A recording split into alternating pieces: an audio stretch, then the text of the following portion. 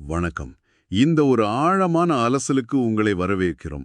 April 28, 2026 அன்னைக்கு மதுரை மீனாட்சி திருக்கல்யாணம் நடக்கப் போகுது.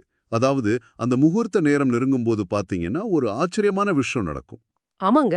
அங்க கூடியிருக்கிற ஆயிரக்கணக்கான திருமணமான பெண்கள் ஒரே நேரத்துல அவங்க தாலிக்கேற்றம் மாத்திக்குவாங்க.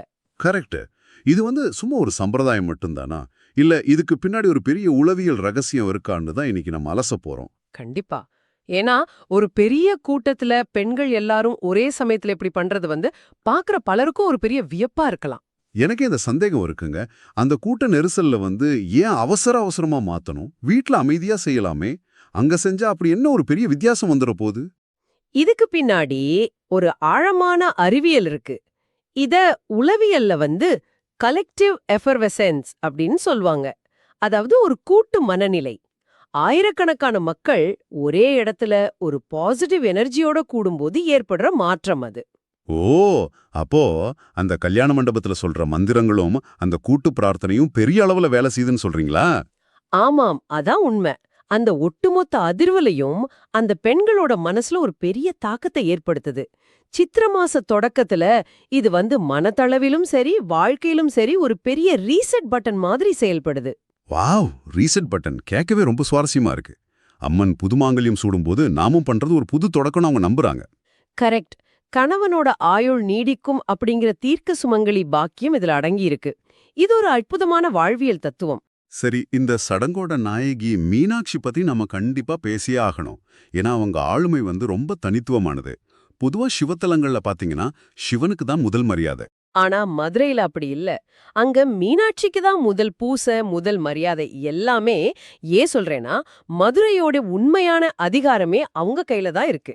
அது மட்டும் இல்லாம அவங்களோட வரலாற்று ஆவணங்களை பார்க்கும்போது அவங்க பிறவியிலேயே 3 மார்பகங்களோட பிறந்த ஒரு வீராங்கனைன்னு படிக்கிறோம். ஆமா, அவங்க ஒரு மாபெரும் பேரரசி.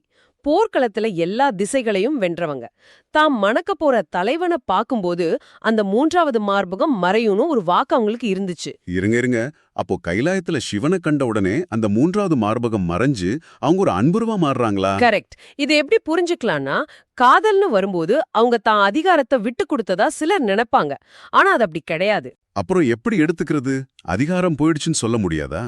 அதிகாரத்தை விட அன்பே வலிமையானது அப்படிங்கறது தான் இதை காட்டுது. சிவனை கண்டதும் அவங்க அன்புருவா மாறுவது மனிதனை முழுமையடைய செய்வது அன்புதான் அப்படிங்கிற ஒரு முதிர்ச்சியை குறிக்குது. ரொம்ப அருமையான ஒரு விளக்கம். சரி, இந்த ஆன்மீக காதல் எப்படி ஒரு மாபெரும் பொருளாதார சமூக விழாவா மாறிச்சு? இது ரொம்ப சுவாரஸ்யமான ஒரு வரலாற்று திருப்பம் இல்லையா? நிச்சயமா. 17ஆம் நூற்றாண்டுக்கு முன்னாடி வரைக்கும் பாத்தீங்கன்னா, மாசி மாசத்துல மீனாட்சி விழா நடக்கும். அது ஒரு சைவ திருவிழா. அப்புறம் சித்திரை மாசத்துல அழகர் விழா நடக்கும். அது வைணவ திருவிழா.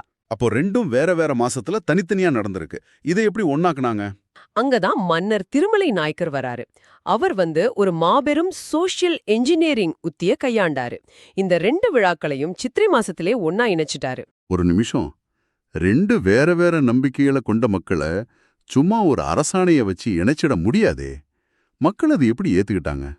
அதுதான் அவரோட புத்திசாலித்தனம். அவர் ஒரு அழகான உணர்வுபூர்வமான கதைய உருவாக்குனாரு.